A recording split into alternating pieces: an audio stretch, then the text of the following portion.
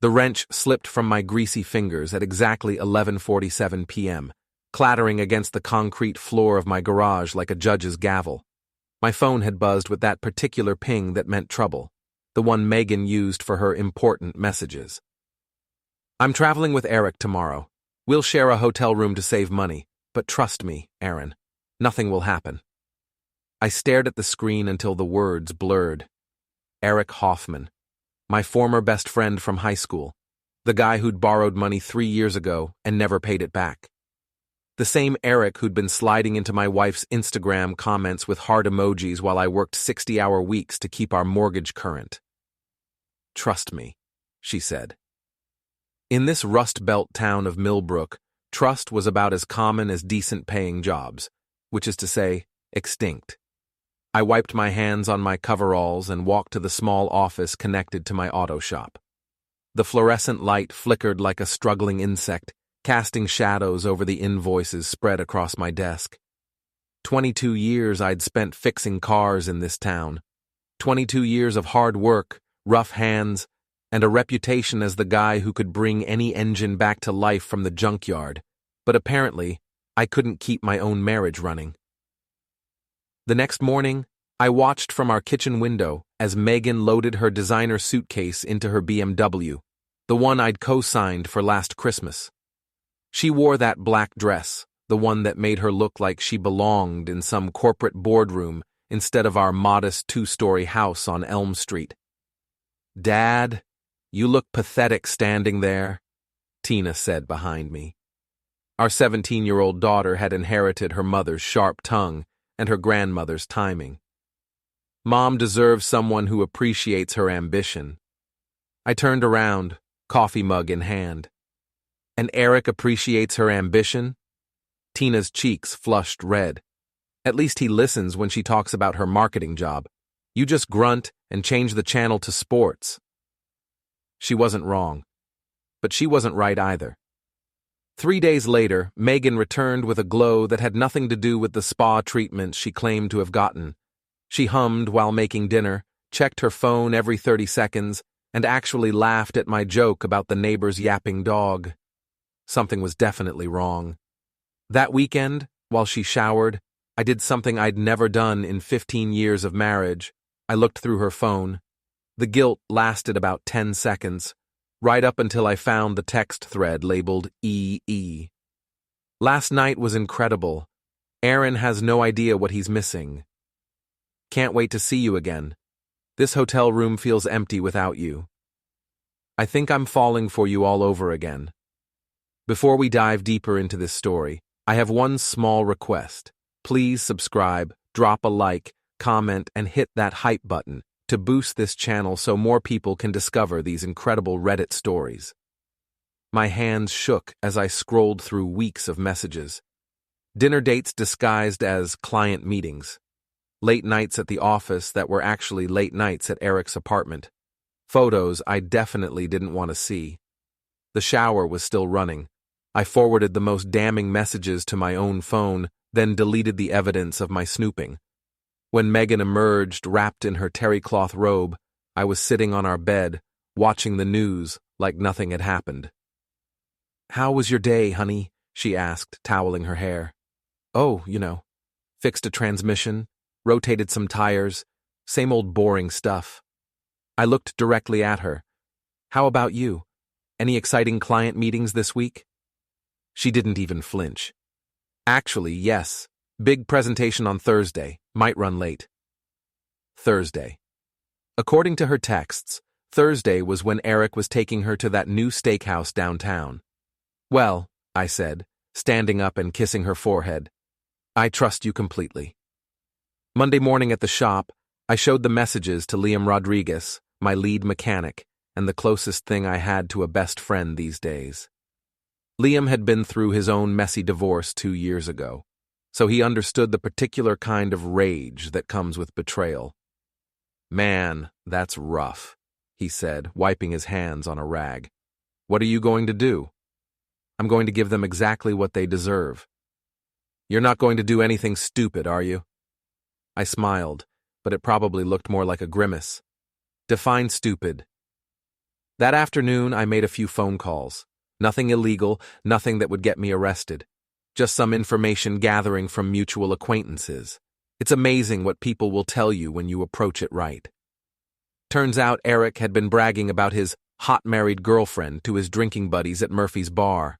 Apparently, he thought it was hilarious that he was sleeping with his old friend's wife. Some of the guys at Murphy's knew me from high school. They weren't laughing. I also learned that Megan had been telling her co-workers that I was emotionally unavailable and that our marriage was basically over. According to her office friend Janet, Megan was planning to ask for a divorce after the holidays. Well, wasn't that considerate of her? Waiting until after Christmas to destroy our family. Thursday arrived gray and drizzling, typical November weather in Ohio. I closed the shop early and drove to Romano's Steakhouse, parking across the street where I could see the entrance. At 7:15, Eric's silver Lexus pulled into the valet area. He got out wearing a suit that probably cost more than I made in a week, then opened the passenger door for my wife. Megan looked stunning. She wore the red dress I'd bought her for our anniversary last year, the one she'd claimed was too fancy for anywhere we ever went. Apparently, it was just right for cheating. They walked into the restaurant holding hands. I sat in my truck for 2 hours, watching through the window as they shared dessert and wine, as Eric reached across the table to touch her face, as my wife threw back her head and laughed at whatever charming thing he was saying. When they finally left, I followed them to Eric's apartment complex, the same complex where he'd lived when we were 25 and he was dating that redhead from the bank. Some things never change. I waited until the lights came on in his third-floor window, then I went home. The next morning, Megan was already gone when I woke up. She'd left a note saying she had an early meeting and would be home late. Another lie to add to the collection. I spent the morning working on Mrs. Patterson's Buick, but my heart wasn't in it. Every time I thought about Megan and Eric together, my grip tightened on whatever tool I was holding until my knuckles went white. Around noon, Liam found me in the office, staring at my phone. "You look like hell, boss. I saw them together last night. And I think it's time for a conversation." I drove to Megan's office building, a gleaming glass tower downtown that always made me feel underdressed. The receptionist, a young woman with perfect makeup and a practiced smile, told me that Mrs. Patterson was in a meeting. "Tell her it's urgent," I said. "Tell her Aaron needs to see her right now." 5 minutes later, Megan appeared in the lobby, her face flushed with either embarrassment or anger. "What are you doing here?" she hissed, grabbing my arm and pulling me toward the elevator bank. "We need to talk. Not here. Not now." The elevator doors opened, and we stepped inside alone. As soon as they closed, I pulled out my phone and showed her the screenshots. Her face went pale. "Aaron, I can explain." "Can you? Because these messages are pretty clear. Last night was incredible. Aaron has no idea what he's missing. Which part needs explanation?" The elevator reached the parking garage. Megan stepped out, her heels clicking against the concrete. "You went through my phone. And you've been sleeping with my former best friend. I'd say we're both guilty of something." She turned to face me, and for the first time in months, I saw the real Megan, not the polished professional or the loving mother, but the woman who'd decided that 15 years of marriage wasn't worth fighting for. "I'm not happy, Aaron. I haven't been happy for a long time." "So you decided to work on our marriage by having an affair?" "I decided to find someone who actually pays attention to me." The words hit like a physical blow. "I pay attention to you." "No, you don't. You come home covered in grease, eat dinner in front of the TV, and fall asleep by 10. When was the last time we had a real conversation? When was the last time you asked about my day and actually listened to the answer?" She wasn't entirely wrong, but she wasn't entirely right either. "When was the last time you asked about mine?" I shot back. "When was the last time you showed any interest in my work, my friends, my life? This marriage has 2 people in it, Megan. Or it's supposed to." She looked away. It's too late, Aaron. I'm filing for divorce next week. And Eric? Eric makes me feel alive again. I nodded slowly. Well then, I guess there's nothing left to say. But there was plenty left to do. I didn't go home that night. Instead, I drove to Murphy's bar and ordered a whiskey. The place was mostly empty except for a few regulars and a couple of Eric's drinking buddies in the corner booth. One of them, a guy named Pete who worked at the bank, recognized me and waved me over. Hey, Aaron, how's the auto business? Can't complain. I sat down with my drink. You guys still see Eric around here? Pete and his friend exchanged glances. Actually, we wanted to talk to you about that. For the next hour, they told me everything. How Eric had been bragging about the affair for months, how he'd shown them photos of Megan, how he'd laughed about me being too stupid to figure it out. We thought you should know, Pete said. Guy's supposed to be your friend. Was my friend, I corrected. Past tense. When I finally got home, the house was dark. Tina was at her friend's house, and Megan was presumably with Eric. I sat in my kitchen, surrounded by 15 years of shared memories, the refrigerator covered with Tina's school photos, the coffee mugs we'd bought on our honeymoon, the calendar with our anniversary circled in red. All of it felt like someone else's life now. I pulled out my phone and started typing. The message went to everyone in my contacts. Family, friends, co-workers, neighbors, even some of Megan's colleagues whose numbers I had from various social events over the years.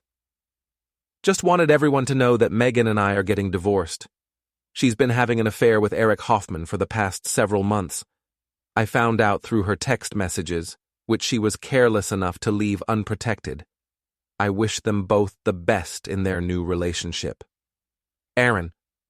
I attached the most revealing screenshots, then hit send. My phone started buzzing immediately. Calls, texts, voicemails. I turned it off and went to bed. The next morning, Megan came home at dawn, her face streaked with tears and makeup. "How could you do that?" she screamed. "How could you humiliate me like that?" I was sitting at the kitchen table drinking coffee and reading the newspaper like it was any other Saturday morning. "Humiliate you? I just told people the truth. You sent those messages to everyone, my boss, my mother, Tina's teachers. And I could lose my job. My reputation is ruined." I looked up from the sports section. Funny thing about reputations, they're usually based on the things you actually do. You did those things, Megan. I just made sure people knew about them. She slumped into the chair across from me. I never meant for it to happen this way. How did you mean for it to happen? Were you planning to keep lying indefinitely? String me along while you and Eric had your fun? I was going to tell you after the holidays. How thoughtful. We sat in silence for a few minutes. Outside, I could hear Mrs. Chen mowing her lawn, the sound of normal life continuing despite the wreckage in our kitchen. "What happens now?" Megan asked finally. "Now you move out. You file your divorce papers. You and Eric live happily ever after, assuming he still wants you now that it's not a secret anymore." "Aaron, I'm done, Megan. I'm done with the lies, done with pretending our marriage is something it's not, done with being the fool who doesn't know his wife is cheating on him." She started crying again, but I felt nothing. No sympathy, no regret, no sadness, just a cold, empty satisfaction that the truth was finally out in the open.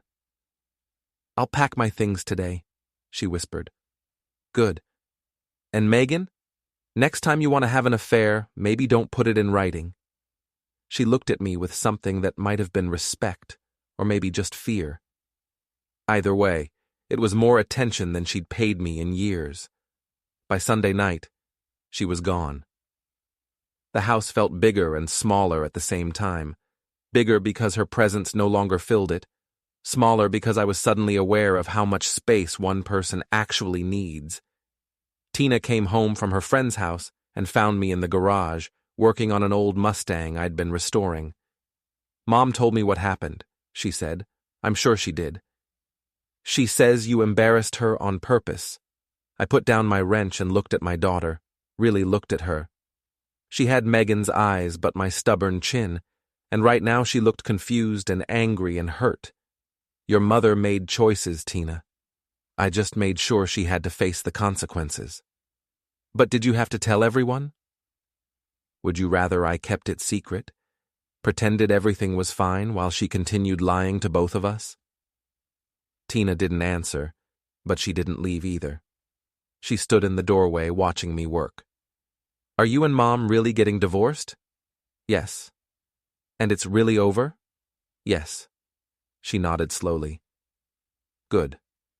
I was getting tired of pretending I didn't know what was going on. That surprised me. You knew. Dad, I'm 17, not 7. I saw the texts. I heard the phone calls. I was just waiting for one of you to be honest about it. She turned to go, then paused. For what it's worth, I think Eric's a creep, and Mom's an idiot for throwing away what we had here. After she left, I sat in my garage surrounded by tools and car parts and the familiar smell of motor oil, and for the first time in months, I felt like myself again. The divorce papers arrived the following Tuesday. I signed them without reading them and sent them back the same day. 3 weeks later, I heard through the grapevine that Eric had broken up with Megan. Apparently, having an affair was more exciting when it was secret. Once everyone knew about it, once there were consequences and judgments and social awkwardness, he'd decided he wasn't ready for a serious relationship after all. Megan moved back in with her mother. I kept the house, the shop, and my daughter's respect. 6 months later, I was closing up the garage when a familiar silver Lexus pulled into the parking lot. Eric got out, looking older and more tired than I remembered. Aaron, he said, can we talk? I considered telling him to leave, considered ignoring him entirely. Instead, I wiped my hands on my coveralls and waited. I wanted to apologize, he said. What I did was wrong. What we did was wrong. Yes, it was. I know you probably can't forgive me, but I needed you to know that I regret it. All of it. I studied his face, looking for signs of sincerity or manipulation. What I saw was a man who'd gotten everything he thought he wanted and discovered it wasn't worth having. You're right, I said finally. I can't forgive you, but I don't hate you either. You did me a favor, actually. A favor? You showed me who my wife really was. Better to find out now than waste another 15 years. He nodded, started to say something else, then thought better of it. He got back in his car and drove away. I never saw him again. As for Megan, she found a new job in Columbus and moved there with Tina for her senior year of high school. We talk occasionally about practical things, custody schedules, school events, tax documents. She's polite but distant, like a stranger who happens to know my phone number. Sometimes I wonder if I was too harsh, if I should have handled things differently. Then I remember the months of lies, the humiliation of being the last to know, the casual way she'd dismissed our marriage as something that didn't matter. No, I did exactly what needed to be done. Trust me, she'd said. I did. Once. Never again.